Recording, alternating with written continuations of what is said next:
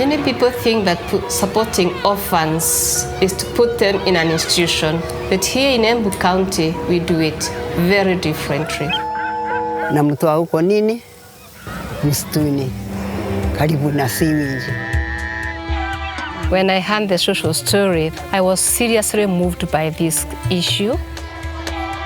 When we see the success of all these children, as a mother, I am so happy. I want to believe that every change comes through a hand of hope.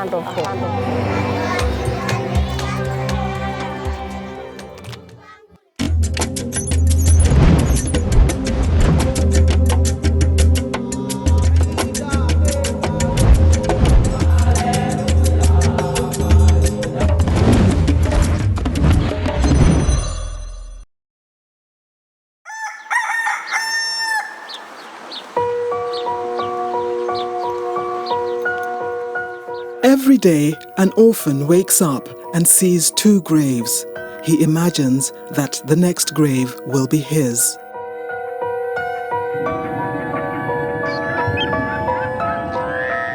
I'm Florence Wanjala. My parents died when I was young. I was brought up by my grandparents. Living as an orphan, it has been so discouraging. I was left by my mother at an age of 5 years with my brother who was 2 weeks old. I work with wholeness to see that all the orphans or the place I live has a mark of the work that I do.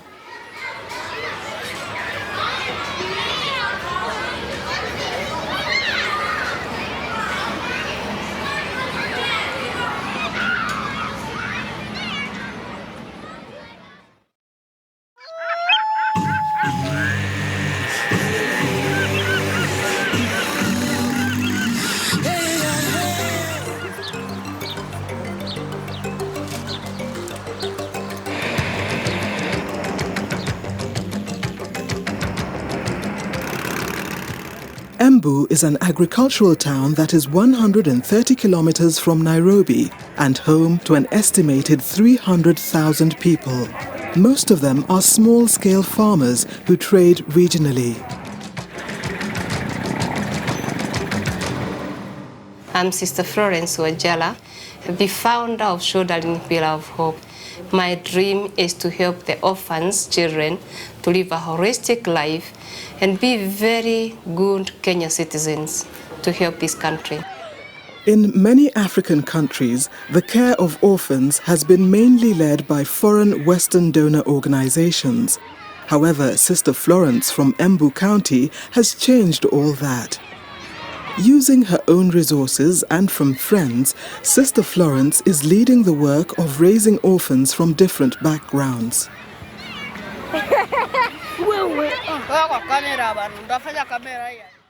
Many people think that supporting orphans is to put them in an institution. Others support them up to 18 years.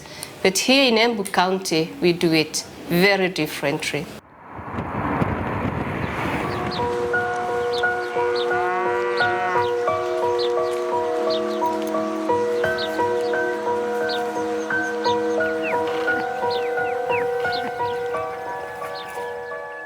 Sasa ni saa 7 na dakika 10.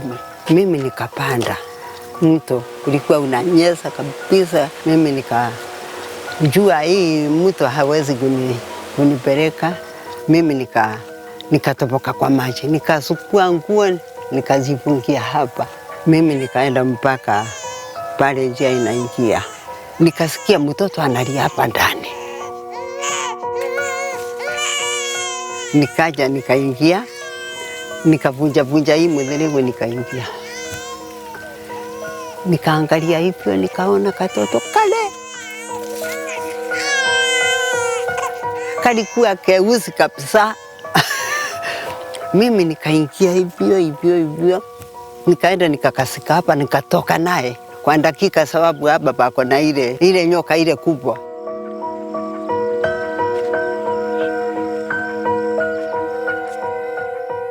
mimi nikatoka hapa kwa njia. Nikapanda mpaka huko kwa waskari. Na mtoa huko nini? Msituni. Karibu na siwinji.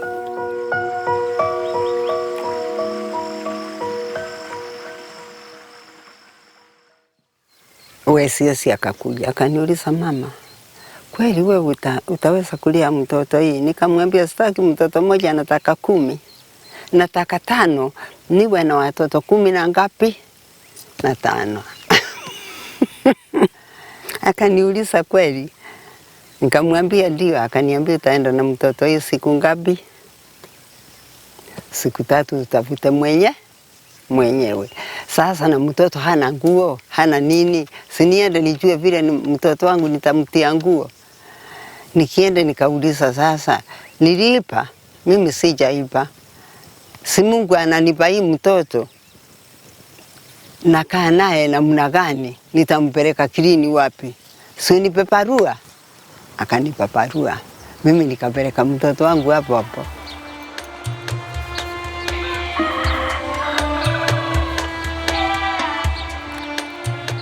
Dakika hiyo akapimwa kilo.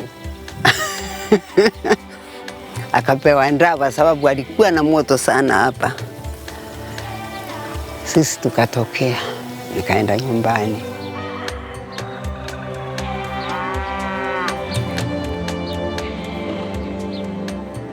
Na ndivyo nakuwa nalea. Sasa hii ni mwaka wa 8. Jina yake anaitwa Elizabeth Njoki. Na Elizabeth Njoki si jina ya mamake, ni mimi na mba jina.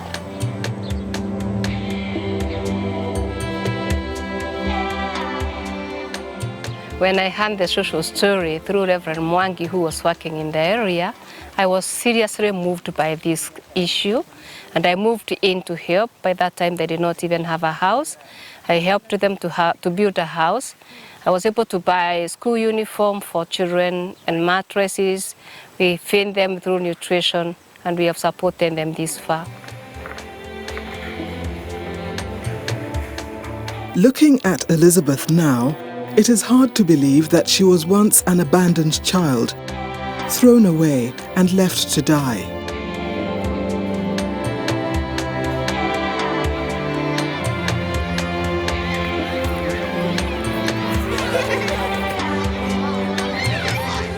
Thanks to her foster mother, Lucia Shosho, and sister Florence Wanjala, Elizabeth now confidently looks to the future with radiant hope.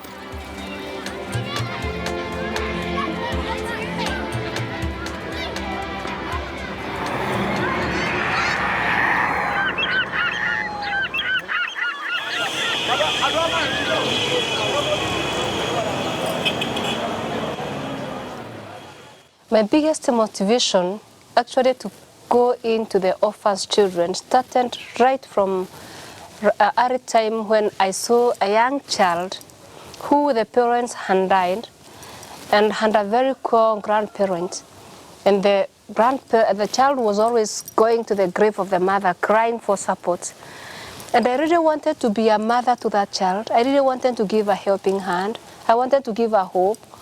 And my heartfelt sadness went to that child. And when we called that child, I addressed the issues. I was able to bring a special life to that child. From that time, I started feeling the call now to go into a larger number.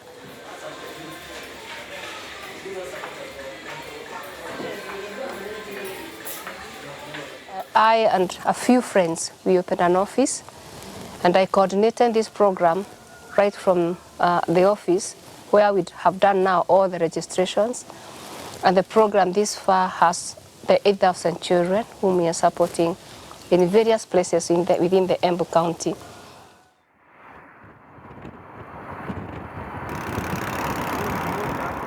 For Florence, putting a child in an institution is normally her last resort. She prefers that the orphans live in a foster home. In Africa, all the children belong to the community.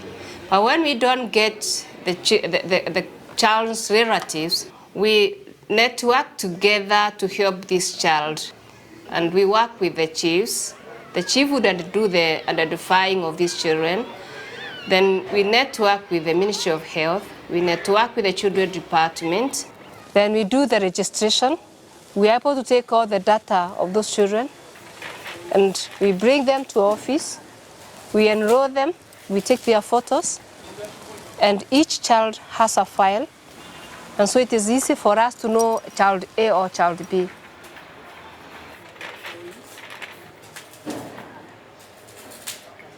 Then we get this child to a foster care, or we take them to an institution where they can be taken care of.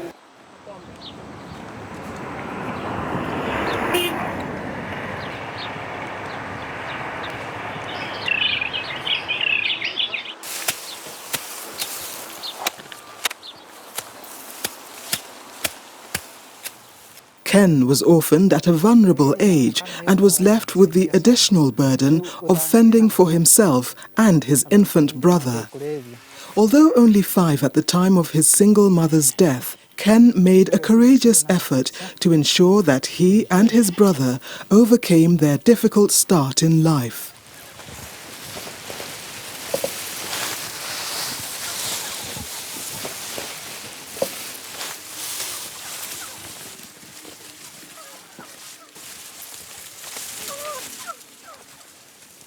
I'm Kennedy Malemi. I was born in 1989. We stayed with my mother for 4 years. It was in 1994. She gave birth to my brother. After giving birth 2 weeks later, she fell sick and she passed away. But I didn't have my father. She was a single mother. Living as an orphan, it has been so discouraging. We stayed with my brother for 1 year as total orphans. At that 1 year, I used to go to the neighbors. I get some food. There was a lot of bananas here left. We are taking some bananas. I gave us a breakfast and also supper.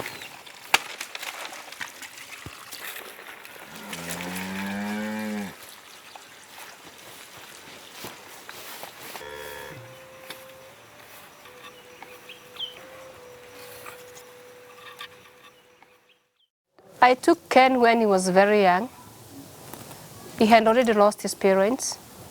He came to us and we are able to support him very well. Ken is one of the best entrepreneur young orphan I've ever met.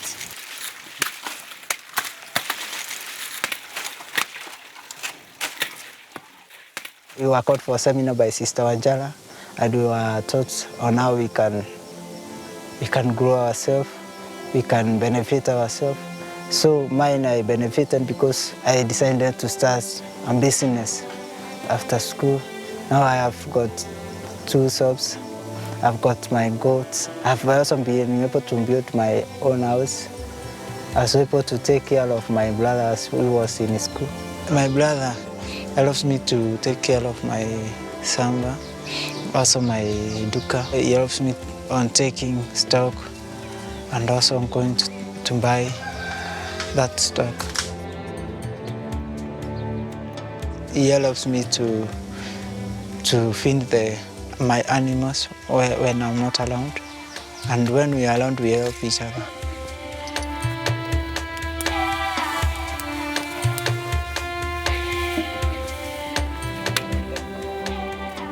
Through foster care, Ken and his brother were helped by Sister Florence Wanjala through school. The bond between the 2 brothers has grown over the years. Ken's younger brother looks up to Ken as a father figure.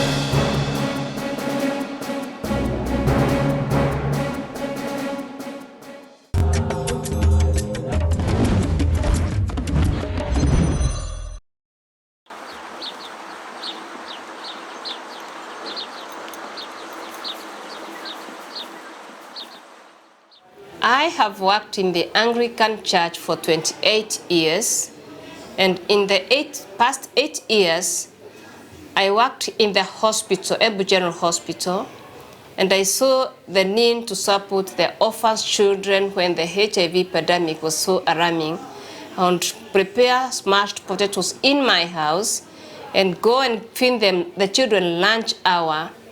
Every day, over 18 children will come to the feeding program.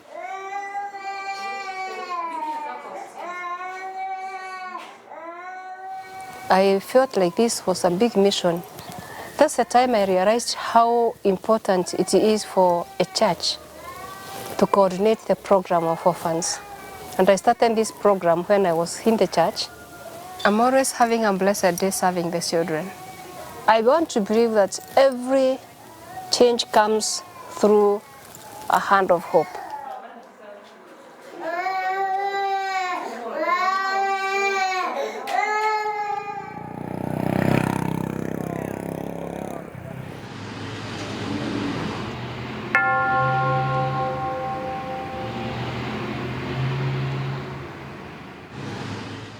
When Sister Wanjala came and sensitized us concerning the issue, we had to partner with her in the issue, and she has been so supportive, especially to the children, because she has given them a human face. She has helped these children to get support from some partners so that they can meet their needs. So far, there are many children who have benefited from her support. And also some have achieved their destinies through her support and her encouragement.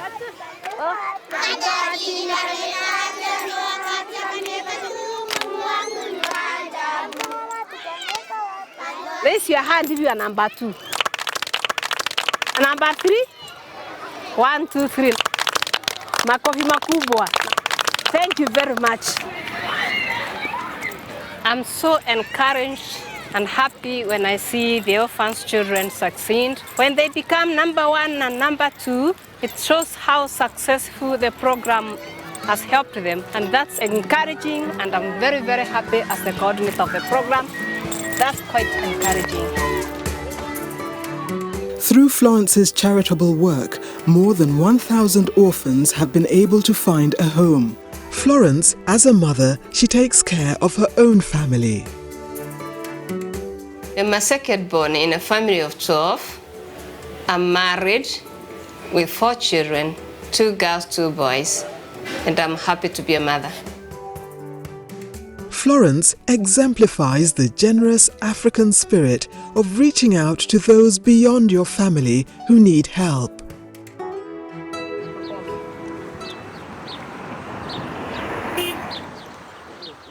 In the African culture, grandparents are normally the next of kin guardians to orphans. Young Caleb plays joyfully under the watchful eyes of his great-grandmother, while Wanja, his mom, is away.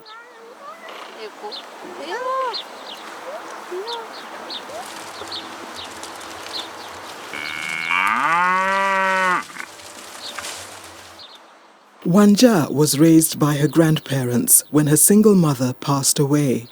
Her grandparents sacrificed a lot to put her through school. Kulinda Wanja alianza hapa na mama yake angali mtoto mdogo. Halafu mimi nikamulea mpaka nikamsomeza kwa tabu yote. Na sasa Wanja ni msichana mzima, hata ataweza kujisimamia saa hii. Kwa hivi mtoto wangu mimi napenda, na mpaka wa sasa mimi sinjaasiria yeye, niko naye tu. I was brought up by my grandparent who through my primary level and my life we have had so many problems. Even basic needs were a problem to us. But I thank God, after I did my KCP, I met Sister Florence Wanjala, who assisted me through my secondary education and assisted my grandfather in bringing up a better house.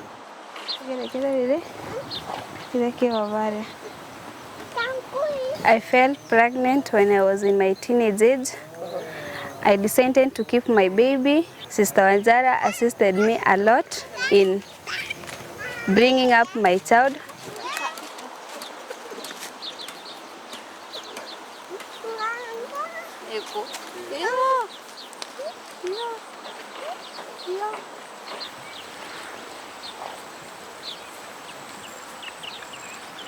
Then after my Form 4, she also assisted me in starting a business, which I'm currently doing to raise money for my university because I want to do sales and marketing.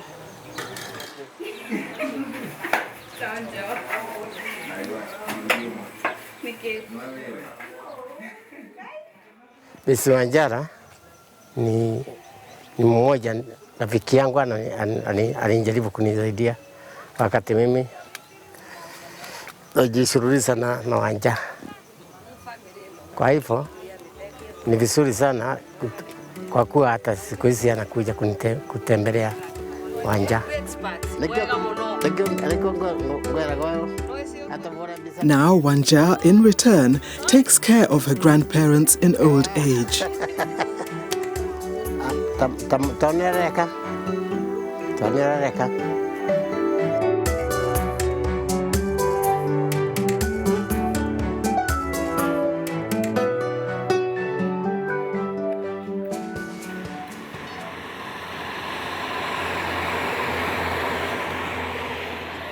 I'm getting greatly inspired by what Florence has done in this community as pertains these orphans. I've seen given items to use in their homes, domestic use, and many other things which have been done in this area.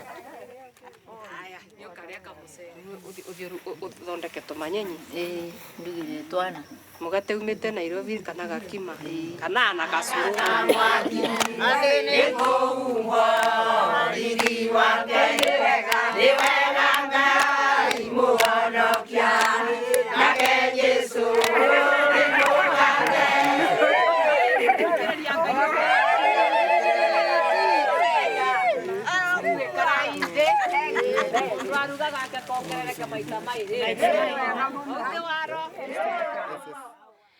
It's not always the poverty level that makes the African people to live the way they live. Some of them, they are beaten up in the heart that they are not able to coordinate very well. It's easy to empower all the families and have their own houses or have a small kitchen garden for an African child, and will eradicate poverty level in Africa. If we can all join hands and train them to come out of it, it is possible. Which one? We have classes for orphans, and we train them to have kitchen gardens. I have sukuma wiki, kude, terere. So if a child can be able to keep 2, you have dinner. We still train them to keep flowers, to be able to have flowers in their compound. And so every child is able to have greens for dinner or lunch. Florence has taken the initiative of educating the orphans on how to alleviate poverty by having income-generating projects. Rabbits is the easiest animal to keep for orphans children. We train them on rabbit keeping for their income-generating projects and nutrition value they eat, and at the same time sell. One rabbit goes for 1,500. They are able to buy their school books or any other personal needs. Ukianza kuweka rabbits, never hold a rabbit here. Never. It you have the ear problem. So the rabbit, you usually hold it that way. Here, that's the way to hold it. Then make sure that every day it has fresh water, no matter how it would cost. Yeah. It has fresh water. Is there a market? The market for rabbits is never enough. And if you can be able to keep many rabbits in your program by the way now, yeah, every rabbit will cost you 1,500. So that's easy money. Easy money.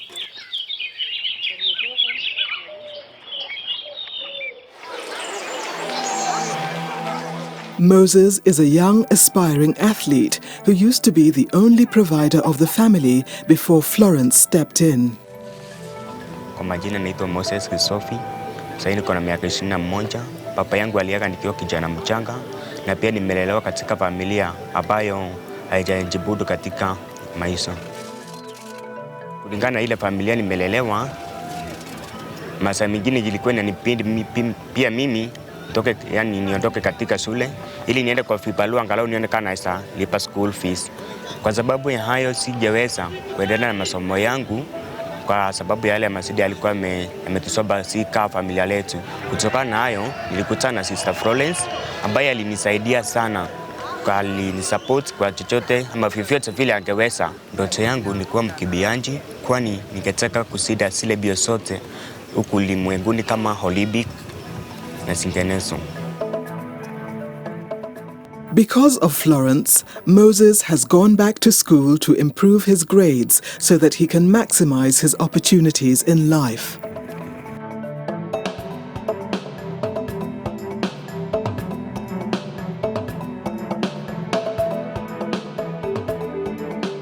I like the counseling work, that I counsel the orphans. I learn to know them one by one, and we are able to interact, and they're able to know me better, I'm able to know them better, and to help them in their day-to-day growth.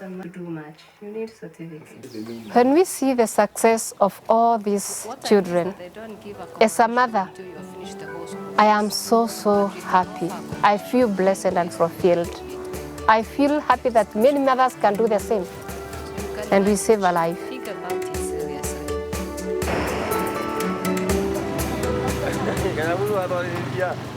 I remember my grandmother telling me how unique I am and requesting me to work like an elephant, because every place an elephant goes, it leaves a mark, and everyone passing can see that mark.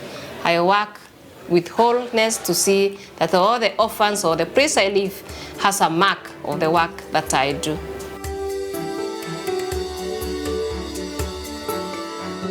Through Florence's charitable work, the landscape in Embu has drastically changed as more orphans have been empowered to take charge of their destiny.